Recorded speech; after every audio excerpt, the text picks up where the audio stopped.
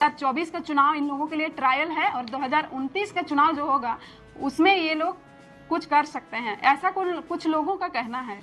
तो एक तरह से माने तो ये वाकई में सही है, क्योंकि लोकसभा चुनाव जिस प्रकार से परिणाम आया, लोग सोच रहे थे कि जयराम महतो की जीत फिक्स है। ये हम नहीं कर रहे हैं, ये लोग कर रहे थे और शायद सबको लगा था कि कहीं ना कहीं जयराम महतो कम से कम जीत जाएंगे, लेकिन वो नहीं जीते। तो इसमें लोग अंदाजा लगा रहे हैं कि इस बार का चुनाव जो है इन लोगों के लिए ट्रायल होगा। और 2000 हमने ये देखा कि जो जेबी केसेस है उनमें सभी विधानसभा क्षेत्र में कई सारे दावेदार आ रहे हैं, मतलब विधायक बनने के लिए सब लालायित हैं। विधायक अपने आप को कई स्वघोषित भी कर दे रहे हैं, भावी विधायक पोस्टर बना दे रहे हैं। कई 5 लोगों को अगर जमा कर लिया है तो वो अपने आप को विधायक प्रत्याशी घोषित कर दे रहा है। सभी लोग विधायक प्रत्याशी के लिए, मतलब बहुत सारे विधानसभा क्षेत्र में ऐसे हैं, जैसे रामगढ़ हो गया, सिल्ली हो गया, इचागढ़ हो गया, लड़ रहे हैं कि मुझे चाहिए। एक नहीं, फिक्स तो कोई कहीं पर भी नहीं है। बहुत जगह ऐसे है कि 4-5 ऐसे नाम आ रहे हैं जिनको जयराम के लिए भी काफी चुनौती होगा कि किसको दें। तो ये कहीं ना कहीं ये भी रोमांचक हो रहा है कि आखिर मैंने फिक्स तो नहीं किया है, यानी 81 विधानसभा भी वे लड़ सकते हैं। तो मुझे लगता है खासकर जहां जहां वो लोकसभा चुनाव लड़े वहां पर विधानसभा सीट काफी हॉट सीट बनी रहेगी, क्योंकि पहले से वहां लोग एक्टिव हैं, लोग वहां पर उनको जान चुके हैं। और जहां पर लोकसभा चुनाव नहीं लड़े थे वहां पर थोड़ा सा प्रत्याशी चुनना आसान होगा, क्योंकि ज्यादा लोग वहां पर दावेदार नहीं करेंगे और लेकिन वहां पे लोगों को जगाना थोड़ा सा मुश्किल होगा, पहले से जागरूक उधर लोग नहीं है। और जहाँ पर लोकसभा चुनाव हुई थी उस क्षेत्र में रांची लोकसभा हुआ, रांची लोकसभा में 6 विधानसभाएं आते हैं। तो 6 विधानसभा में जब लोकसभा का चुनाव हो रहा था उस समय 6 विधानसभा के लोग मेहनत किए हैं, और जो सबसे ज्यादा मेहनत किया है ये सोचकर किया होगा कि मुझे कुछ ना कुछ पद मिलेगा या मैं विधायक बनूंगा, ऐसा सोचकर किया होगा। तो एक आदमी तो नहीं किया होगा, बहुत सारे लोग किए होंगे। तो इसमें कहीं ना कहीं ये बात क्लियर हो रहा है कि 1 नहीं 2 नहीं 3 वहां पे दावेदार होंगे, अब उन्हीं में से किसी। नमस्कार दोस्तों सभी को। दोस्तों इन दिनों झारखंड में विधानसभा चुनाव को लेकर काफी उथल पुथल देखने को मिल रहा है। इस बार का चुनाव जो है काफी अलग होने वाला है, क्योंकि झारखंड में इस बार तीसरा विकल्प के तौर पर जेबी केसेस आ गई है। जेबी केसेस जो लोकसभा चुनाव लड़ी थी उसमें से कई सीटों पर जो है वो तीसरे ऑप्शन के तौर पर रहे और काफी अच्छा खासा वोट भी लाए हैं।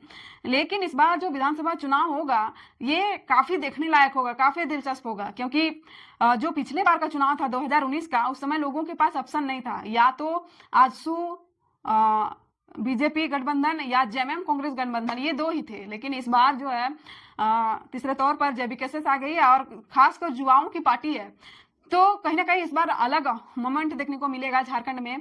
तो इस बार बात करते हैं कि क्या हो रहा है इस बार चुनावी हलचल हमने ये देखा कि जो जेबी केसेस है उनमें सभी विधानसभा क्षेत्र में कई सारे दावेदार आ रहे हैं, मतलब विधायक बनने के लिए सब लालायित हैं। विधायक अपने आप को कई स्वघोषित भी कर दे रहे हैं, भावी विधायक पोस्टर बना दे रहे हैं। तो अगर ऐसा ही माहौल रहा तो कहीं ना कहीं चुनौती हो सकता है जयराम महतो के लिए चुनौती इस बात का होगा कि उस पार्टी में लोग उनको गौर नहीं कर रहे हैं कि कई लोग ऐसे हैं जो एक दिन आंदोलन में चला गया है, एक दिन अगर किसी उनका सभा स्थल में चला गया है, कई 5 लोगों को अगर जमा कर लिया है तो वो अपने आप को विधायक प्रत्याशी घोषित कर दे रहा है। सभी लोग विधायक प्रत्याशी के लिए, मतलब बहुत सारे विधानसभा क्षेत्र में ऐसे हैं, जैसे रामगढ़ हो गया, सिल्ली हो गया, इचागढ़ हो गया, ये सब में जो है प्रत्याशी आपस में लड़ रहे हैं कि मुझे चाहिए। एक नहीं, फिक्स तो कोई कहीं पर भी नहीं है। बहुत जगह ऐसे है कि 4-5 ऐसे नाम आ रहे हैं जिनको जयराम के लिए भी काफी चुनौती होगा कि किसको दें। तो ये कहीं ना कहीं ये भी रोमांचक हो रहा है कि आखिर किसको दिया जाना चाहिए। ऐसा ना हो जाए कि 1 नंबर वाला को दे तो 4 नंबर वाला रूठ जाए और दूसरा पार्टी में चले जाए, ऐसा ना हो जाए। इसलिए कहीं ना कहीं इस बार जो विधायक प्रत्याशी चुनना कहीं ना कहीं जयराम महतो के लिए एक चुनौती है, और उस चुनौती का अगर सही से प्रयोग किए तो पॉजिटिव रिजल्ट आ सकते हैं, और अगर उसमें कुछ गलतियां हुई तो कहीं ना कहीं नेगेटिव रिजल्ट आएंगे। तो देखने लायक होगा कि किसको कहां पर प्रत्याशी घोषित करते हैं। हालांकि जब रांची में प्रेस कॉन्फ्रेंस हो रहा था तब उन्होंने कहा था कि मैंने 50 से 55 सीट पर चुनाव लड़ने का मन बनाया है, लेकिन जब बाद में फिर से प्रेस कॉन्फ्रेंस हुआ तब उन्होंने कहा कि वो मन है, मतलब संभव है कि उतना होगा, लेकिन मैंने फिक्स तो नहीं किया है, यानी 81 के 81 विधानसभा भी वे लड़ सकते हैं। तो मुझे लगता है खासकर जहां जहां वो लोकसभा चुनाव लड़े वहां पर विधानसभा सीट काफी हॉट सीट बनी रहेगी, क्योंकि पहले से वहां लोग एक्टिव हैं, लोग वहां पर उनको जान चुके हैं। और जहां पर लोकसभा चुनाव नहीं लड़े थे वहां पर थोड़ा सा प्रत्याशी चुनना आसान होगा, क्योंकि ज्यादा लोग वहां पर दावेदार नहीं करेंगे। और लेकिन वहां पे लोगों को जगाना थोड़ा सा मुश्किल होगा, पहले से जागरूक उधर लोग नहीं है। और जहां पर लोकसभा चुनाव हुई थी उस क्षेत्र में, जैसे रांची लोकसभा हुआ, रांची लोकसभा में 6 विधानसभाएं आते हैं, तो 6 विधानसभा में जब लोकसभा का चुनाव हो रहा था उस समय 6 विधानसभा के लोग मेहनत किए हैं। और जो सबसे ज्यादा मेहनत किया है ये सोचकर किया होगा कि मुझे कुछ ना कुछ पद मिलेगा या मैं विधायक बनूंगा, ऐसा सोचकर किया होगा। तो एक आदमी तो नहीं किया होगा, बहुत सारे लोग किए होंगे। तो इसमें कहीं ना कहीं ये बात क्लियर हो रहा है कि एक नहीं, दो नहीं, 3 वहां पे दावेदार होंगे। अब उन्हीं में से किसी एक को चूज करना है। और कुछ जहां पर लोकसभा चुनाव नहीं हुआ वहां पर तो उनको जिनको चाहे उनको वो दे सकते हैं जो अच्छा हो। जैसे कि जो प्रोसेस उन्होंने निकाला है विधायक बनने के लिए, इंटरव्यू होगा, आंदोलन में भागीदारी को पॉइंट दिया गया है, बहुत सारे हैं प्रक्रिया, उनसे उनको गुजरना पड़ेगा और उन्हीं से उनको मिलेगा। लेकिन यहाँ पर बात आती है कि वाकई में क्या जयराम महतो की पार्टी इस बार जीत पाएगी, क्योंकि पहली बार वे लोग चुनाव लड़ रहे हैं। कई लोग तो कह रहे हैं कि इस बार का चुनाव उन लोगों के लिए ट्रायल होगा, 2024 का चुनाव इन लोगों के लिए ट्रायल है, और 2029 का चुनाव जो होगा उसमें ये लोग कुछ कर सकते हैं, ऐसा कुछ लोगों का कहना है। तो एक तरह से माने तो ये वाकई में सही है, क्योंकि लोकसभा चुनाव जिस प्रकार से परिणाम आया, लोग सोच रहे थे कि जयराम महतो की जीत फिक्स है। ये हम नहीं कर रहे हैं, ये लोग कर रहे थे। और शायद सबको लगा था कि कहीं ना कहीं जयराम महतो कम से कम जीत जाएंगे, लेकिन वो नहीं जीते। तो इसमें लोग अंदाजा लगा रहे हैं कि इस बार का चुनाव जो है इन लोगों के लिए ट्रायल होगा, और 2029 का जो चुनाव है उसमें ये लोग कुछ अच्छा कर पाएंगे।